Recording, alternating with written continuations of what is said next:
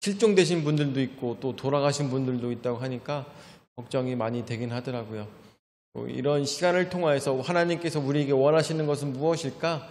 그렇게 지혜롭게 깨달으시는 우리 풍성한 침략의 모든 성도님들 되었으면 너무나도 감사하겠습니다. 오늘 보실 하나님 말씀은 마가복음 6장 30절서부터 36절 말씀인데 제목은 목자 없는 큰 무리 양들이라는 제목으로 우리가 말씀을 생각해 보도록 하겠습니다. 오늘 말씀에 나오고 있는 이 내용 전에는 여러분들 다들 기억하시다시피 침례 요한의 죽음에 대해서 마가복음에서는 기술하고 있습니다. 그래서 갑자기 이 이야기가 왜 나왔을까? 침례 요한 얘기가 왜 나왔을까를 생각했을 때 그 전에 있었던 내용은 많은 제자들이 나가서 하나님의 말씀, 예수님께서 전하시고자 하시는 그 말씀을 가지고 나가서 제자들이 말씀을 전달했던 내용이 나오고 있습니다. 그래서 두 벌 옷도 갖지 말고 지팡이 하나만 가지고 나가서 하나님께 전적으로 의지하는 말씀 전도, 또한 많은 사람들에게 하나님 말씀을 전달하는 그러한 삶을 가지라고 예수님께서 가르치셨던 것이 그렇게 나오고 있습니다.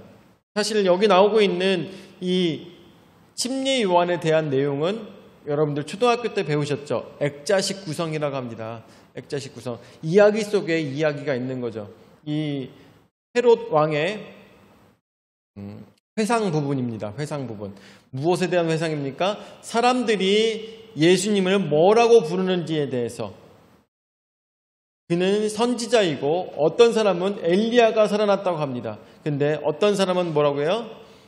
침례 요한이 다시 살아났다라고 헤롯 왕은 생각했던 것입니다. 왜냐하면 헤롯 왕이 자신이 죄를 지어서 침례 요한을 목 잘라 죽인 장본인이기 때문에 예수님에 대해서 두려움을 갖고 있었다라는 것을 우리가 생각해 보시면서 이 헤롯의 행하는 모든 일들을 그것을 뒷받침으로 우리가 고민해 보면서 헤롯도 무슨 생각을 갖고 있었을까 고민해 보고 또한 상상해 보시면 더 재미있는 성경 말씀이 될 것입니다. 여러분들 성경 말씀을 우리가 공부할 때 저 대학교 때 공부했던 책 중에서 정말 저한테 굉장히 충격적이었던 이 수업이 뭐였냐면 그것이었어요. 드라마적으로 보는 마가복음이었어요. 드라마로 보는 마가복음이라고 어떤 교수님께서 책을 쓰셔가지고 그 책을 가지고 우리에게 수업을 해주셨었는데 그거를 보면서 느꼈던 게 우리가 이제까지 성경을 볼 때 성경에 있는 내용들이 마치 정말 재미없는 내용, 정말 밋밋한 내용으로 쭉 읽어나갔었는데 드라마로 보는 마가복음을 책을 읽어보고 났더니 이 책 내용이 성경에 있는 모든 책 내용들이 소설책처럼 정말 술술술 재미있게 잘 읽히더라는 것이죠. 이게 사실 재미를 위해서 쓴 글은 아니지만 그 당시의 사건들에 대해서 행간을 읽을 수 있는 그러한 능력이 우리에게 있어야 되는 것입니다. 이 사람은 왜 그랬을까? 이 사람은 무슨 생각으로 이런 행동을 했을까? 이 구성은 왜 이런 식으로 나타났을까? 이런 것들을 보시면서 성경을 읽었을 때 성경의 내용이 더욱더 재밌게 그리고 더 입체적으로 우리에게 다가오게 되는 것입니다. 그래서 오늘 말씀을 보니까 첫 번째로 돌아온 제자들입니다. 30절 말씀에 사도들이 예수께 모여 자기들이 행한 것과 가르친 것을 낱낱이 고하니라고 했습니다. 제가 예전에 여러분들에게 말씀드렸다시피 제가 중학교 때 그런 게 있었어요. 그 전도 대회가 무슨 전도 대회였는지 잘 기억이 안 나는데 아이들을 중고등학생들 그리고 대학생들까지 싹 다 모아놓고선 거기서 전도를 어떻게 하는 것에 대해서 가르쳤어요. 그래서 거기서 배웠던 전도가 뭐였냐면 이제 기도하면서 이렇게 준비하는 것도 당연하겠지만 둘씩 짝을 지어서 교회 밖으로 나가서 하나님 말씀을 전달하는데 교회에 나가서 가장 첫 번째로 만나는 그 사람이 바로 하나님께서 당신에게 허락하여 주신 전도 대상이라고 배웠습니다. 그리고 그 사람을 만났을 때 한 명은 무릎 꿇고 옆에서 기도를 하고 한 명은 하나님 말씀을 전달하는 그런 내용을 배웠어요.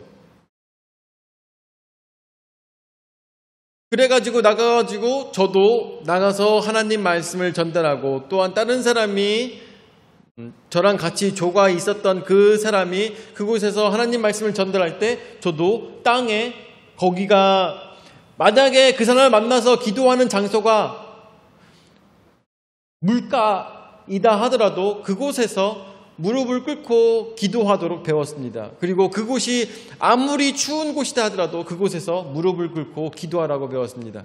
그리고 그곳이 어떠한 땅이다 하더라도 당신이 서 있는 가장 첫 번째로 만나는 영혼을 만난 그 자리가 바로 당신이 기도해야 되는 자리라고 배웠습니다. 그래서 누구를 만나던 그곳에서 내 짝이 말씀을 전달할 때는 그곳에 앉아서 기도를 하였습니다. 너무나도 안타깝게도 그때가 겨울이었어요. 겨울. 그래서 길을 가다가도 사람을 만나게 되면 횡단보도에서도 길을 만나게 되면 그곳에서 자리에 앉아서 기도를 했어요. 지금 생각해보면 이런 생각이 들어요.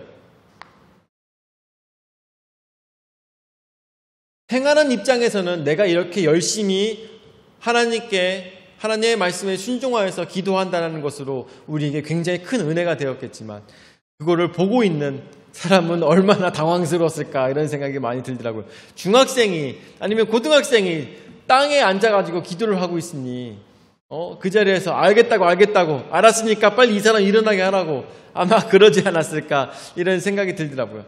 그런데 그렇게 하고 난 다음에 모두 다 엄청나게 고생할 거라고 생각해 드렸는데 다 끝나고 난 다음에 저녁밥을 먹고 저녁 집회를 우리끼리 가졌습니다.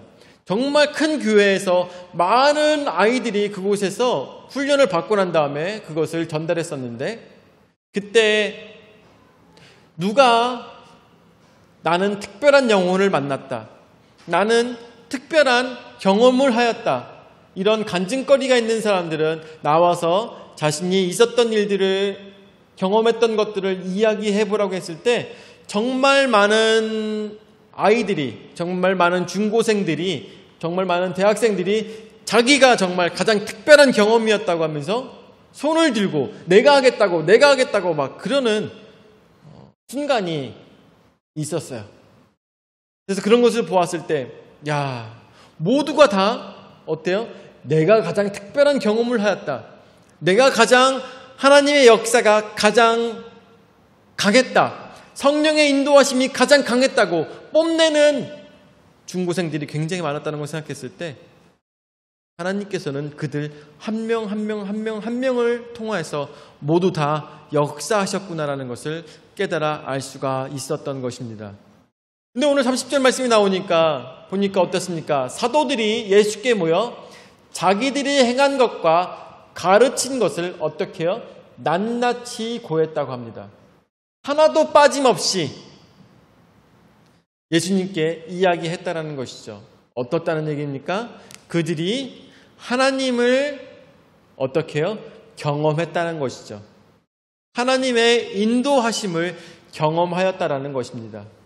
그들이 이 세상 살아가면서 경험하지 못했던 것을 하나님의 말씀을 들고 지팡이 하나만 들고 나가서 하나님의 말씀에 하나님의 명령에 따라서 예수 그리스도의 명령을 따라서 나가서 전파하니까 하나님의 역사가 저들과 성령으로 함께 하셨다는 것을 저들이 깨달아 알았고 느꼈고 그리고 그러므로 인하여서 예수님께 와서 이 모든 제자들이 자랑을 하였다는 것을 우리가 볼 수가 있는 것입니다.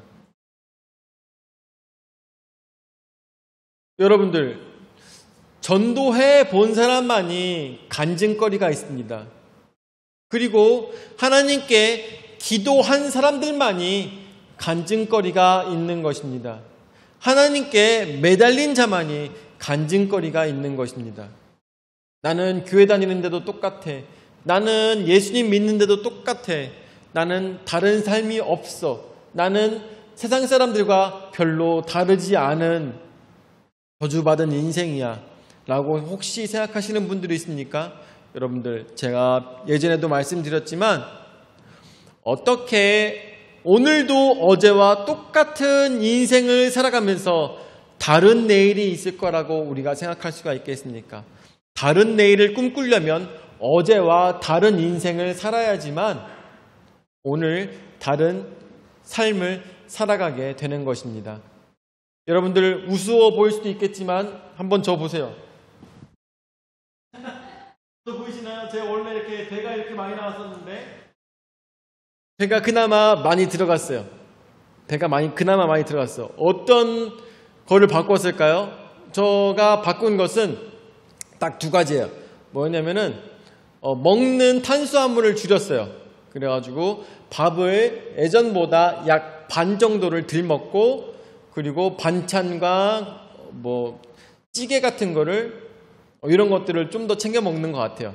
그리고 또 하나 커피를 바꿨어요. 커피를 뭘로 바꿨냐면 원래는 김연아 커피나 아니면 주황색 커피나 이런 거 좋아했는데 그 커피를 바꿔서 스테비아가 들어간 커피로 바꿨어요. 그랬더니 몸에서 변화가 생기며 이렇게 살이 빠지기 시작했고 그런 거죠. 압니다. 저도 알고 있어요. 더 빼야죠. 저도 알고 있습니다. 더 빼야 됩니다. 그럼에도 불구하고 어때요? 어제랑 다른 삶을 살려고 노력했더니 어때요? 다른 오늘이 나에게 있다라는 것입니다. 뭔가 하나 더 변화시키기 위해서, 내가 오늘 뭔가 새로운 것을 하기 위해서는 어제부터, 그리고 오늘, 지금부터라도 노력해야 된다는 것입니다. 신앙생활도 마찬가지입니다. 내가 오늘 노력하지 않는다면 변하지 않는 그러한 신앙생활을 하게 되는 것이죠. 어제와 같은 삶을 살아가면 똑같은 내일이 있을 것이고 그렇게 시간은 흘러가게 될 것입니다. 뭐 하나 다른 내일을 원한다면 여러분들 오늘부터 시작하세요. 오늘부터 시작하셔야 바로 다른 내일이 우리에게 펼쳐진다는 것이죠. 자, 두 번째로 쉴 곳을 찾는 예수님입니다. 31절서부터 말씀을 보도록 하죠.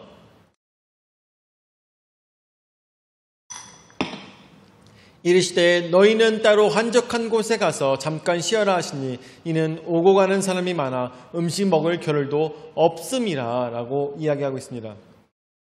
예수님, 제가 나가서 하나님 말씀을 전달했더니, 천국 복음을 전했더니, 나가서 귀신을 쫓아내고 주신 능력으로 병을 낫게 하고 정말 대단한 일이 많이 벌어졌어요 하면서 제자들이 침을 튀기며 자신이 있었던 일들을 막 간증하고 있었을 때 예수님께서 뭐라고 하셨을까요?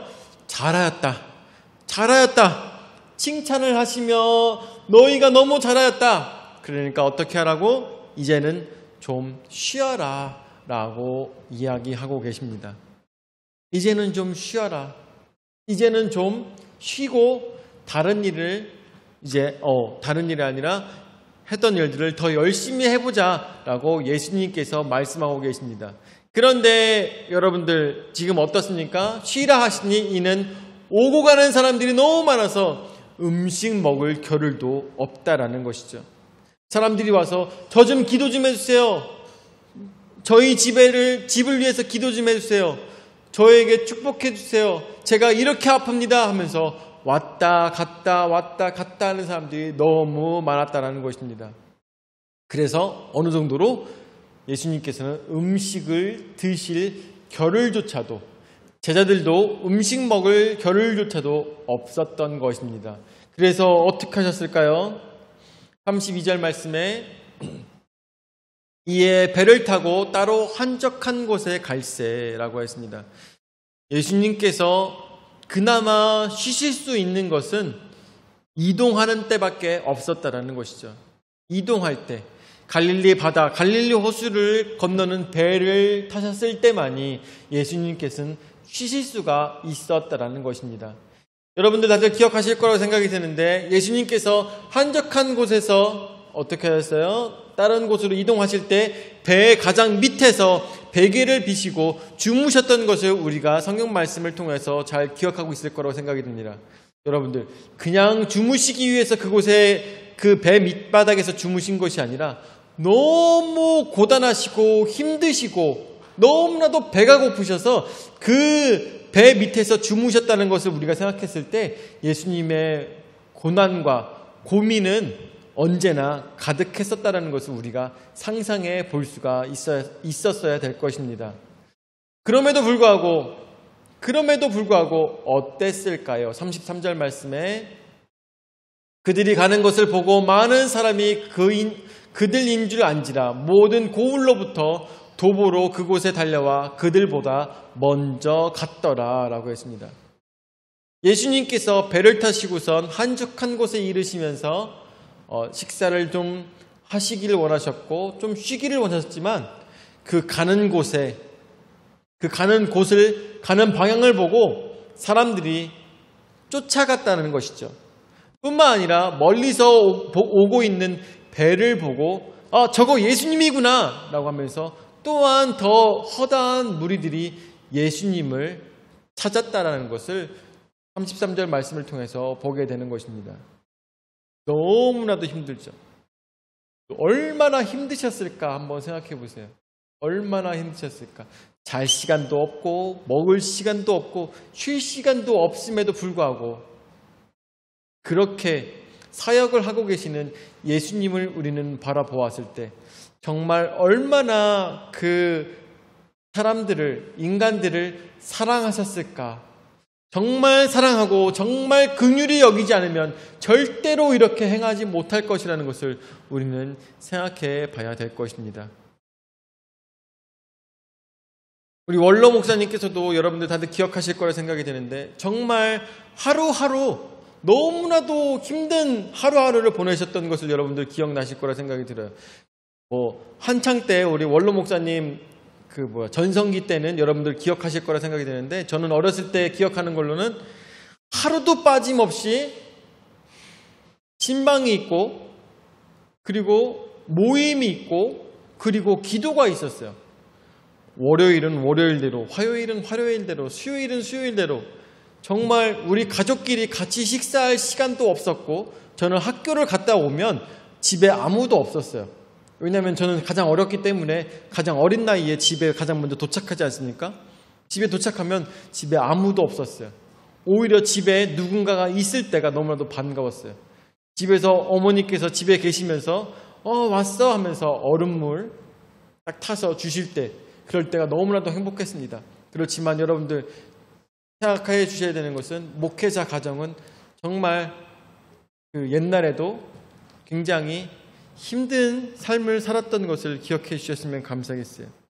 그렇게 쉴 수가 없는 목회 현장 속에서도 하나님께서 은혜를 허락하여 주셨기 때문에 우리 최명찬 목사님이나 저나 그리고 우리 최 원장님이나 누구 하나 흐트러지지 않고 하나님 안에서 살아갔다는 걸 생각했을 때 하나님의 은혜가 열심히 살아가는 사람들에게 함께하지 않았나 이런 생각이 듭니다. 어쨌든 간에 우리는 이 예수님께서도 그 사역을 쉬지 않으면서 많은 사람들을 긍휼로 품으셨다는 것을 생각해 봐야 될 것입니다. 그러는 와중에 어떻게 되었을까요? 세 번째로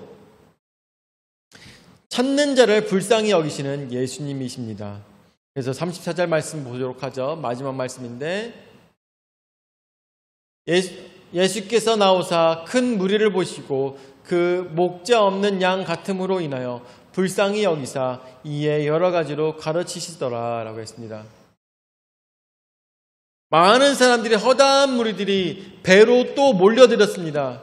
예수님을 찾고자 하는 사람들이 배로 몰려들었어요.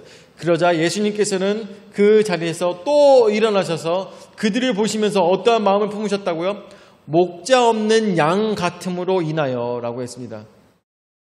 목자 없는 양이라는 것은 무슨 뜻일까요? 목자 없는 양이라는 것은 들판에 있는 양이나 마찬가지인데 들판에 있는 양들은 여러분들 기억해야 될 것이 꼴을 먹을 수가 없습니다. 먹기 위해서 죽기 살기로 자신의 것을 찾아야 됩니다. 죽기 살기로 찾아야 돼요. 그러는 와중에 승냥이나 늑대나 뭐가 와서 자신을 위협하며 죽이려고 할 때 어떻게 해야 됩니까? 도망가거나 도망가더라도 어떻게 해야 도망갈 수 있을까요? 내 옆에 있는 양이 죽어야 도망갈 수가 있어요. 내 옆에 있는 양이 죽어야 도망갈 수가 있어요. 어느 누구도 책임져 주지 못하는 그러한 인생을 살아가는 것이 바로 목자 없는 양이라는 것입니다. 하루하루 살아가는 것이 죽기만을 기다리는 것이 바로 목자 없는 양이라는 것입니다. 그렇지만 목자가 있을 때 어떻습니까? 목자가 있을 때는 언제나 철을 따라 가장 좋은 곳으로 데리고 가서 그곳에서 가장 좋은 꼴을 먹이는 것이고, 또한 때가 되면은 물을 마시게 하고 때가 되면 잘 수 있는 곳을 제공하여 주어서 그 양이 토실토실 살이 찔 수 있도록 돕는 것이 바로 목자가 함께하는 양이라는 것입니다.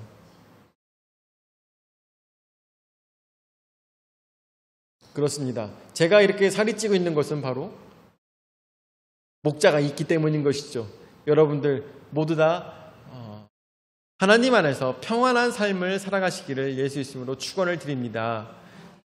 근데 우리가 여기서 34절 말씀을 통해서 보고자 하는 것이 있는데, 그것은 바로 예수님께 나아오는 자들을 뭐라고 목자 없는 양같이 보신다고 했습니다.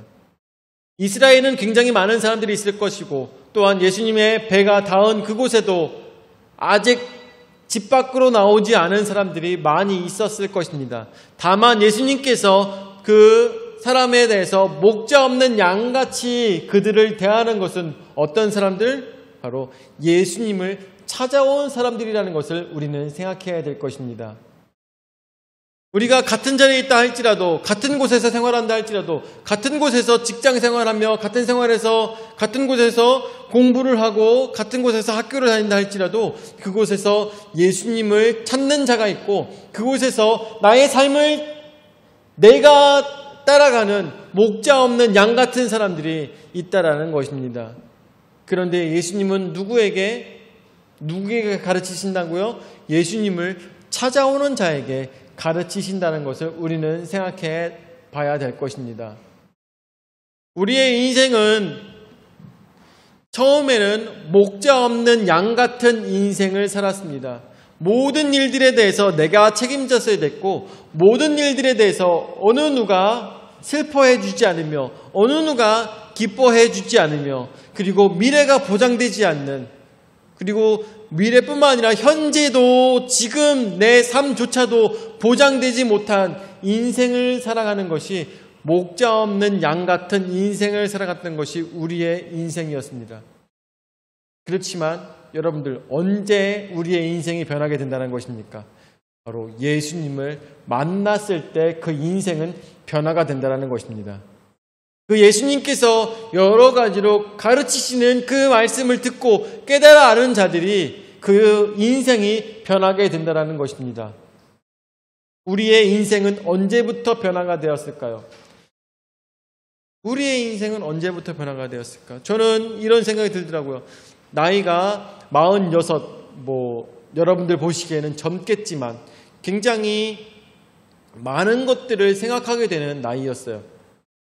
야, 나 더 이상 예전과 같지 않구나. 나 더 이상 젊은이들과 같지 않구나. 나 더 이상 청년 때와 같이 하고자 하는 것들을 마음껏 할 수 없는 그런 시기가 왔구나. 이런 것들을 생각하면서, 그렇다면 이 모든 것들을 내려놓고 이 모든 재미와 기쁨들을 우리 청년들에게 나눠줘야 되는, 청년들이 같이 봤으면, 청년들이 같이 누리면 좋겠구나.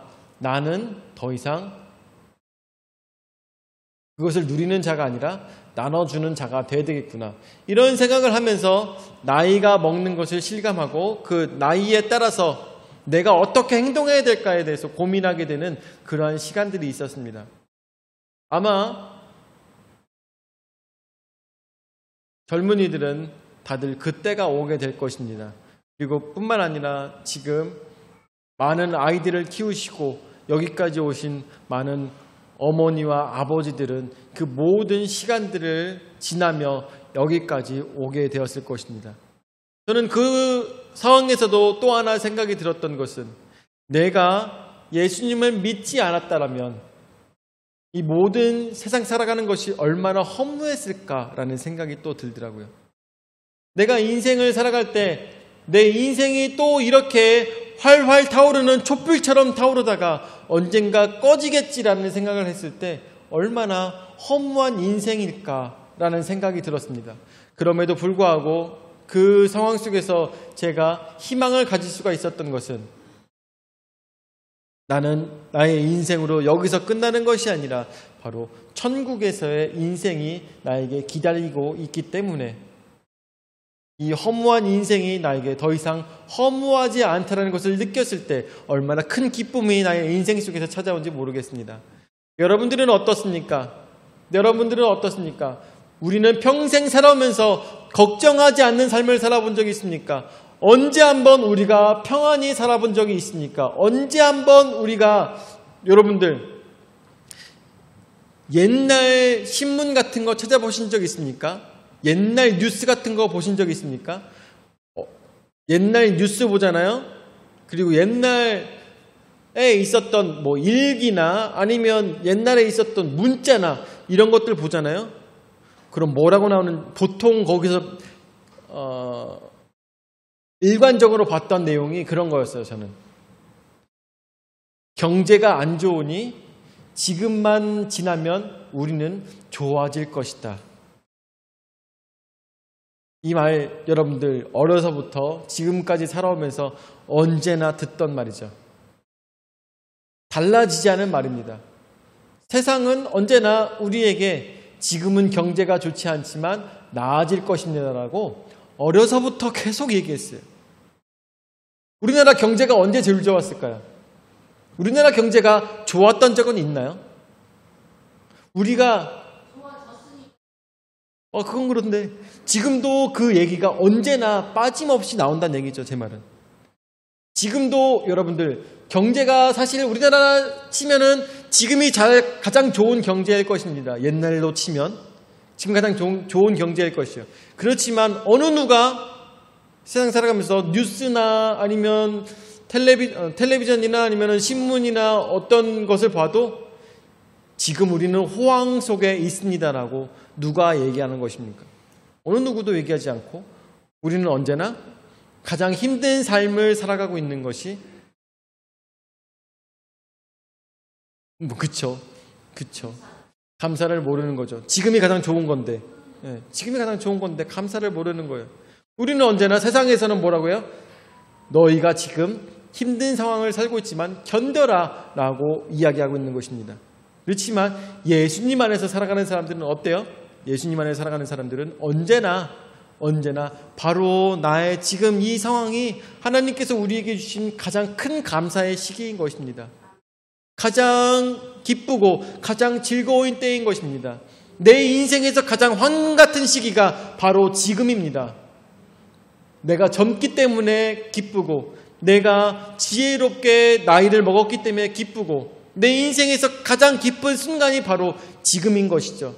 왜 그렇겠습니까? 바로 우리의 인생 속에서 세상이 나에게 가르치는 것이 아니라 예수님께서 나를 가르치시고 계시기 때문에 나의 인생 속에서 나는 지금도 기쁜 삶을 살아가고 있다는 것입니다.